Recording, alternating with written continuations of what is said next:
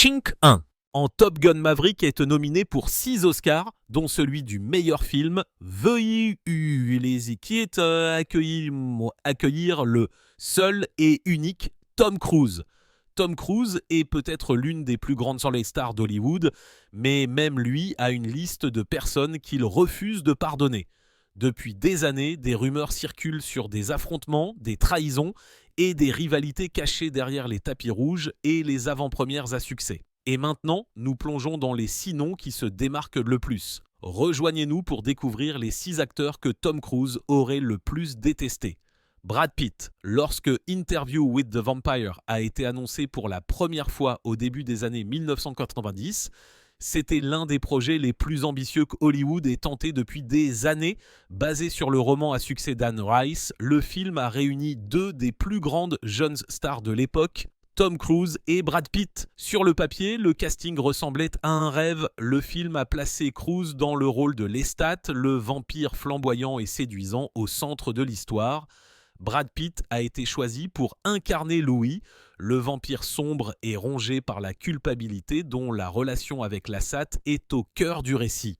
Ce duo signifiait que les 2 acteurs partageraient d'innombrables scènes ensemble, enfermés dans une rivalité gothique qui exigeait chimie, tension et poids émotionnel. Les producteurs espéraient que le pouvoir de star confirmé de Cruise et le charisme émergent de Pitt se mélangeraient parfaitement. C'était censé être une rencontre de titans hollywoodiens à différents stades de leur carrière, offrant au public quelque chose de frais et d'inoubliable. Au lieu de cela, il y a eu une production remplie de tensions, de distance et d'un manque total de connexion entre les 2 acteurs principaux. Les problèmes ont commencé tôt et n'ont fait qu'empirer au fur et à mesure du tournage. De l'aveu même de Pitt dans des interviews ultérieures, son expérience de tournage d'Interview with the Vampire a été l'une des plus misérables de sa carrière. Il a décrit le plateau comme étouffant et émotionnellement épuisant, affirmant que les mois de tournage ont été une lutte quotidienne. Cruise, pour sa part, était complètement engagé dans le rôle. Connu pour sa discipline extrême, Cruise a abordé les hâtes avec une intensité totale. Il s'est immergé dans le personnage, faisant attention à chaque détail de sa performance, des gestes physiques à la livraison vocale. Son approche méthodique exigeait concentration, énergie et souvent un sérieux total de ceux qui l'entouraient. Pitt, cependant, n'était pas sur la même longueur d'onde. Interpréter le mélancolique Louis l'obligeait à incarner un personnage effacé et las. Et cette humeur semblait se reporter sur son comportement hors caméra. Pitt gardait ses distances, interagissant rarement avec Cruise en dehors de ce que la scène exigeait. Les membres de l'équipe ont noté que les 2 interagissaient rarement entre les prises. Alors que Cruise était énergique et précis, Pitt apparaissait souvent détaché, comme s'il se contentait de supporter les longues journées de tournage plutôt que de s'y investir pleinement. Cette différence de style de travail a créé une atmosphère qui était tout sauf collaborative. Cruise aurait espéré établir un certain niveau de camaraderie avec Pitt, s'attendant à ce que leur responsabilité partagée de mener à bien une production aussi importante conduise naturellement à une liaison. Chunk 2, au lieu de cela, il a obtenu le silence et un malaise visible. La chimie qui aurait pu se traduire par un partenariat dynamique à l'écran a été remplacée par un professionnalisme froid. Une fois le film sorti, les fans et les critiques ont remarqué le manque de chaleur entre les 2 stars. Bien que Interview with the Vampire ait trouvé son public et finalement acquis un statut culte, la dynamique tendue entre Cruise et Pitt est devenue une histoire bien connue dans les cercles hollywoodiens. Pitt n'a pas fait grand-chose pour cacher ses sentiments une fois le projet terminé. Dans des interviews ultérieures, il a ouvertement décrit la production comme l'une des pires expériences de sa carrière.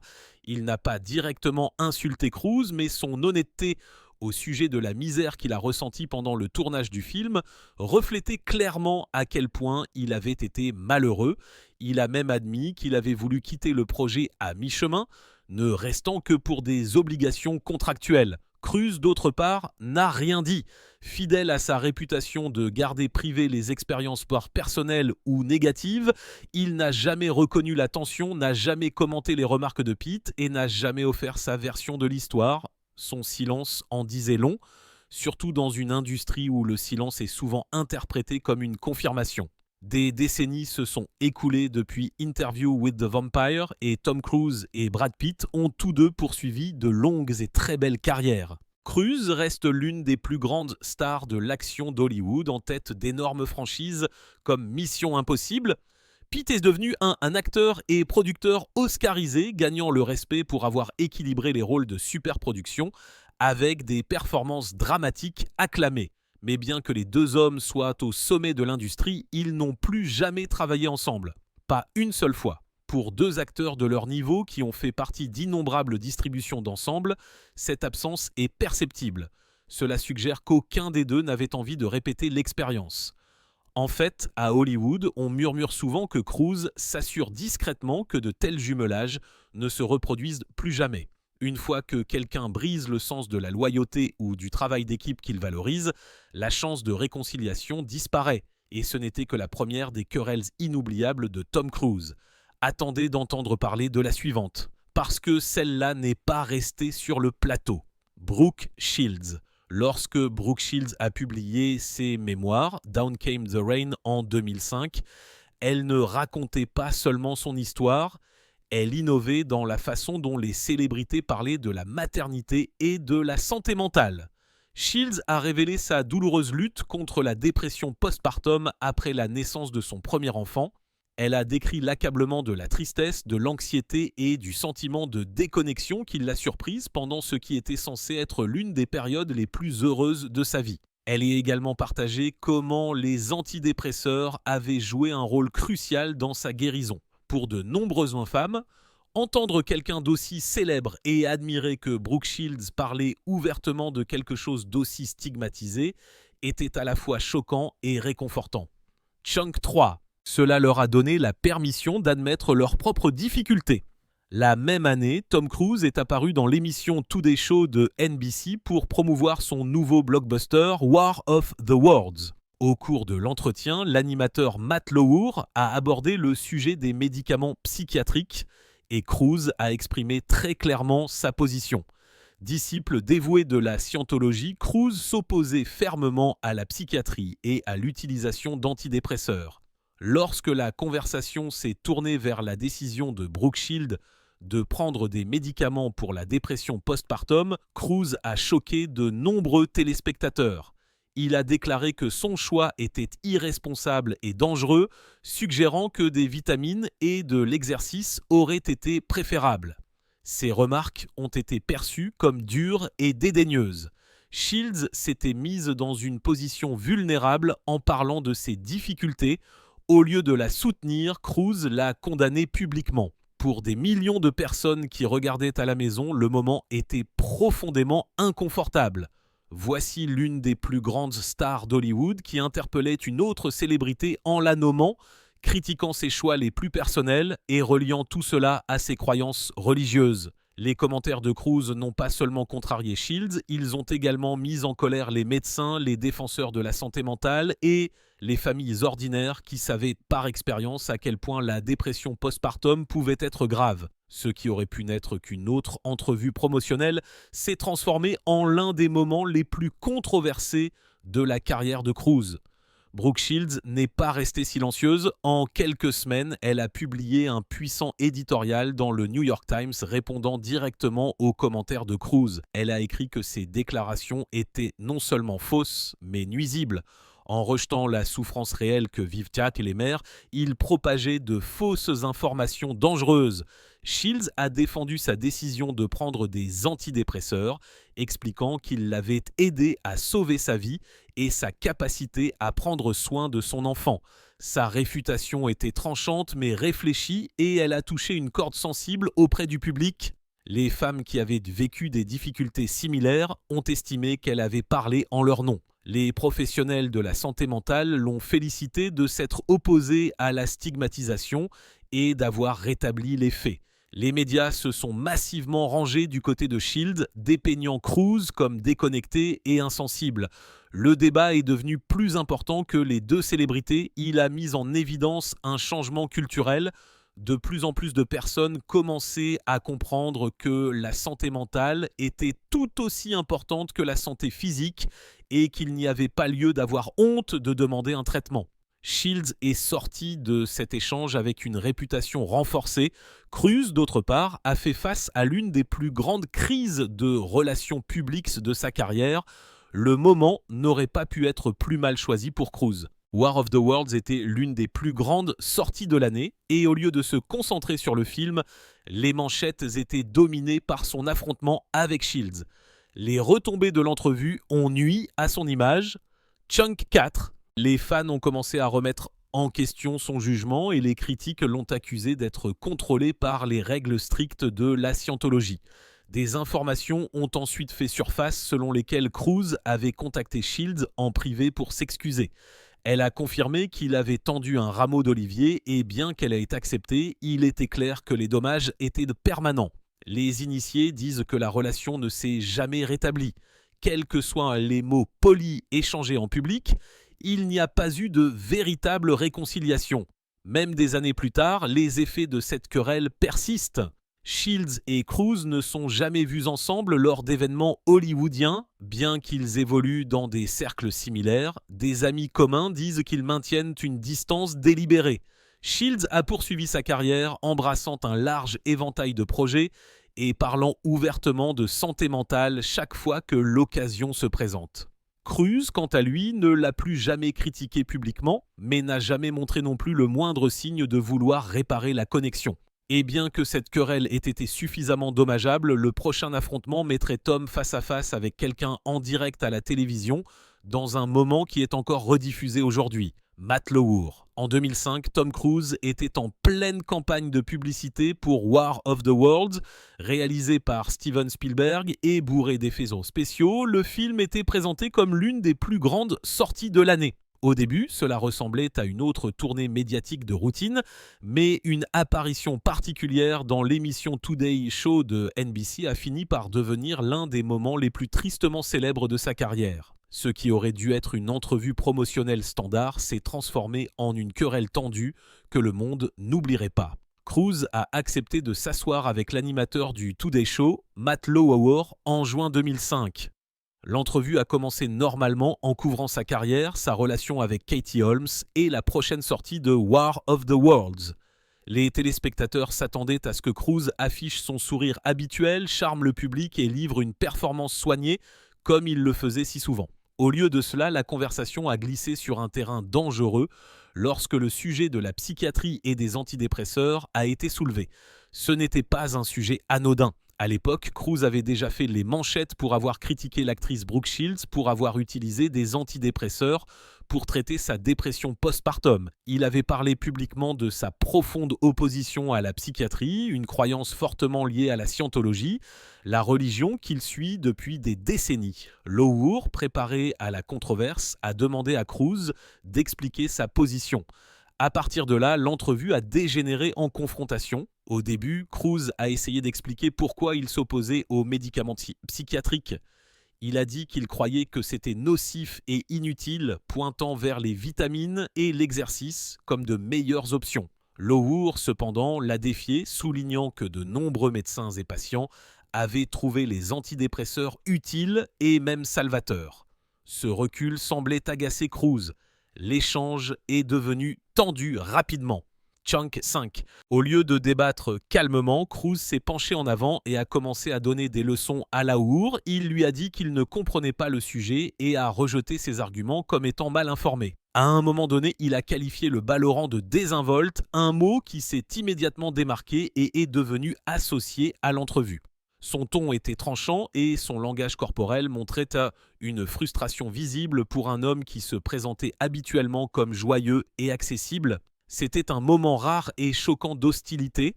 Des millions de téléspectateurs ont regardé l'entrevue en direct et beaucoup d'autres ont vu des extraits rediffusés dans les émissions de nouvelles tout au long de la journée. Ce qui était censé être une émission de télévision matinale légère s'était transformé en un affrontement sur la médecine, les systèmes de croyance et la responsabilité personnelle. Pour Cruise, c'était l'une des seules fois de sa carrière où il a perdu le contrôle du récit.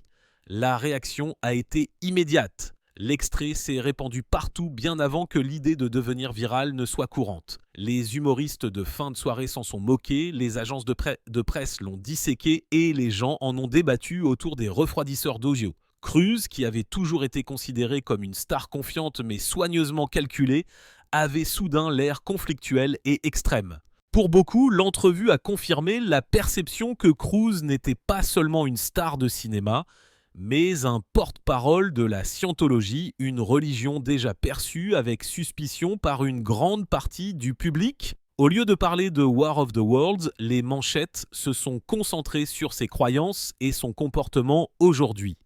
Ce fut un désastre pour la tournée de presse et les effets ont persisté bien plus longtemps que la sortie du film. Dans les coulisses, les choses étaient tout aussi glaciales. Les personnes présentes ont révélé plus tard que lorsque les caméras ont cessé de tourner, Cruise et Lowood n'ont pas échangé de poignées de main ou de mots amicaux. Il n'y a eu que le silence. La tension que les téléspectateurs avaient vue à l'écran s'est poursuivie après la fin de l'émission, ce qui a clairement indiqué qu'il n'y avait aucune chance de réconciliation. Des années plus tard, la carrière de Matt Lowood s'est effondrée dans son propre scandale. En 2017, NBC l'a congédié après que plusieurs femmes l'ont accusé de faute professionnelle. Sa chute de grâce a été rapide et permanente et son image autrefois soignée a été détruite. L'affrontement avec Matt Lowood a été inoubliable.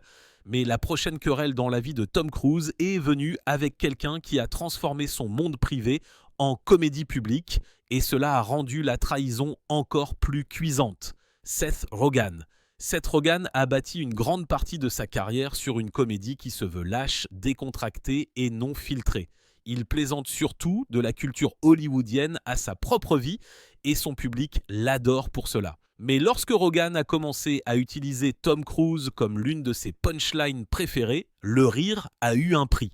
Ce qui avait commencé comme des blagues inoffensives de fin de soirée s'est finalement transformé en une querelle que Cruise n'a jamais oubliée. Pour une star aussi soucieuse de son image que Cruise, Rogen a franchi une ligne qui ne pourrait jamais être réparée.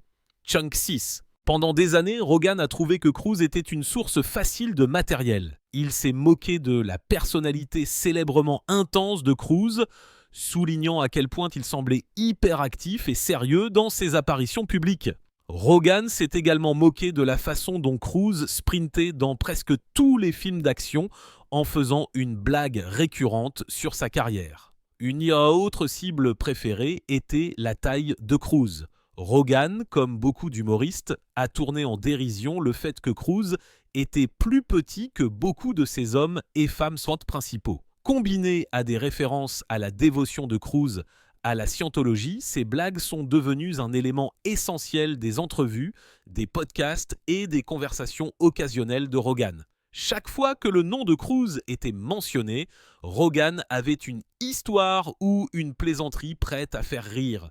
Le public a toujours réagi, les animateurs de talk-show se sont penchés en avant, les foules ont ri bruyamment. Chaque récit a fait en sorte que la blague se propage davantage, renforçant l'idée que Cruise n'était pas seulement une star de cinéma, mais un personnage excentrique dont il fallait rire.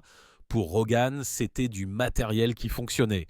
Pour Cruise, c'était un problème croissant. Le véritable tournant s'est produit lorsque Rogen ainsi que le réalisateur Judd Apatow ont été invités au domicile de Tom Cruise à l'époque. Ils supposaient que ce serait une rencontre professionnelle. Cruise, qui était connu pour contacter occasionnellement de jeunes humoristes et cinéastes, avait exprimé son intérêt à entrer en contact avec eux. Rogen et Apatow pensaient qu'ils pourraient discuter d'une possible collaboration ou d'un projet. Au lieu de cela, selon les récits ultérieurs de Rogen, la réunion a pris une tournure étrange. Il a affirmé que ce qui avait commencé comme une conversation légère s'était rapidement transformé en quelque chose qui ressemblait à un argumentaire de scientologie. Rogen a décrit Cruise parlant avec passion de la religion, décrivant des idées et des croyances d'une manière qui les a mis mal à l'aise, lui et Apatow. Il a déclaré plus tard que l'expérience ressemblait moins à une séance de remue-ménage créative et plus à un recrutement. Ce qui aurait pu rester une rencontre privée maladroite est rapidement devenu une partie de la routine de comédie de Rogen. Il a commencé à raconter l'histoire dans des entrevues, sur scène et dans des podcasts. Les détails variaient selon le contexte, mais le cœur de l'histoire était toujours le même. Lui et Apatow sont allés chez Cruise s'attendant à une chose et sont repartis avec le sentiment qu'on leur avait présenté un argumentaire sur la scientologie. Le public a trouvé cela hilarant et l'histoire a gagné du terrain en ligne. C'est devenu l'une des anecdotes les plus mémorables de Rogan. Pour Tom Cruise, l'humour était tout sauf drôle. Bien qu'il soit connu pour être un perfectionniste sur le plateau, il est également connu pour être farouchement privé hors plateau. Il garde soigneusement les détails de sa vie personnelle, de sa famille et de ses convictions religieuses. Chunk 7. Pour lui, Rogan avait franchi une limite importante. Il ne s'agissait pas seulement des blagues elles-mêmes. En racontant la réunion et en la présentant comme du matériel comique, Rogan avait transformé ce que Cruise considérait comme un moment privé en divertissement public. Pour quelqu'un d'aussi soucieux de son image que Cruise, c'était une trahison. Dans son monde, la confiance et la loyauté sont primordiales et Rogan avait brisé les deux. Les conséquences ont été rapides, bien que jamais exprimées publiquement. Alors que Rogan a continué à prospérer à Hollywood, écrivant, réalisant et jouant dans des comédies à succès, il n'a jamais été invité à travailler avec Cruise sur un projet. On ne lui a pas demandé de faire une apparition dans un film de Cruise, il n'a pas été approché pour une collaboration et il n'a pas été associé à une production impliquant le nom de Cruise. Et bien que la comédie de Rogan ait laissé Cruise froid, la prochaine querelle était venue d'un acteur qui ne s'est pas contenté de se moquer de lui. Il a rejeté toute la carrière de Cruise à la télévision en direct, Mickey Rourke. En 2022, Tom Cruise surfait sur l'une des plus hautes vagues de sa carrière. Top Gun Maverick avait finalement atteint les salles après des années de retard et le film est instantanément devenu un événement culturel.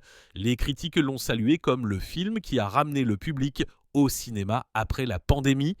Les fans ont fait la queue pour le voir plusieurs fois, remplissant les salles du monde entier. Les initiés et les journalistes d'Hollywood ont salué Cruise comme le sauveur de l'expérience du grand écran.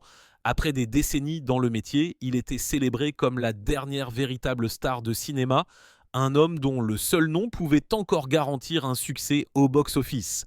Ce n'était pas seulement une autre suite pour Cruise, Maverick était un projet passionnel qu'il avait personnellement encadré.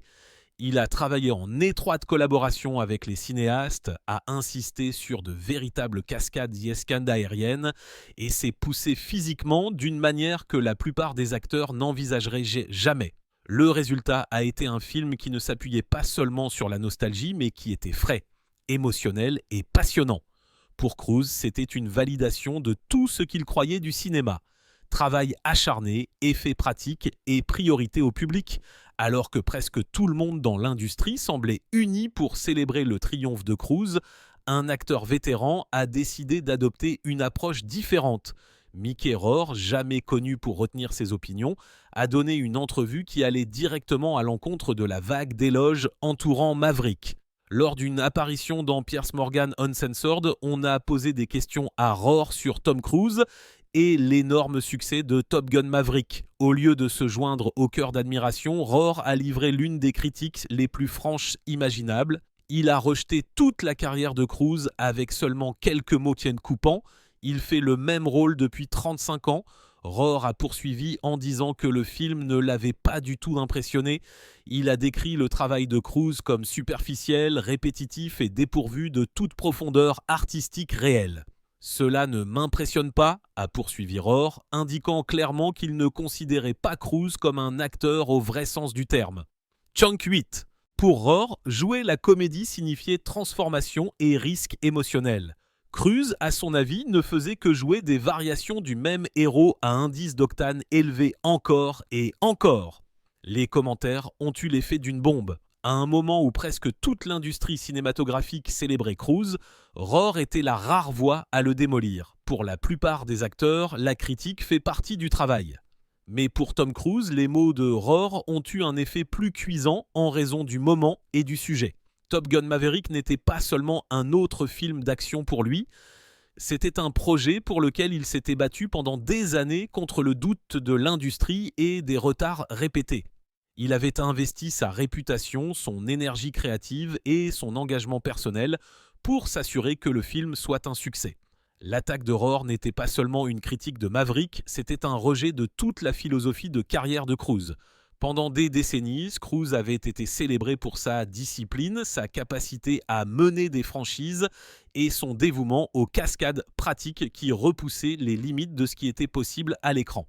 En le qualifiant de superficiel et de répétitif, Roar disait que tous ses efforts ne signifiaient rien. Ce n'était pas seulement une mauvaise critique, c'était un rejet de l'héritage de Cruise. Les initiés disent que Cruise a pris les remarques au sérieux.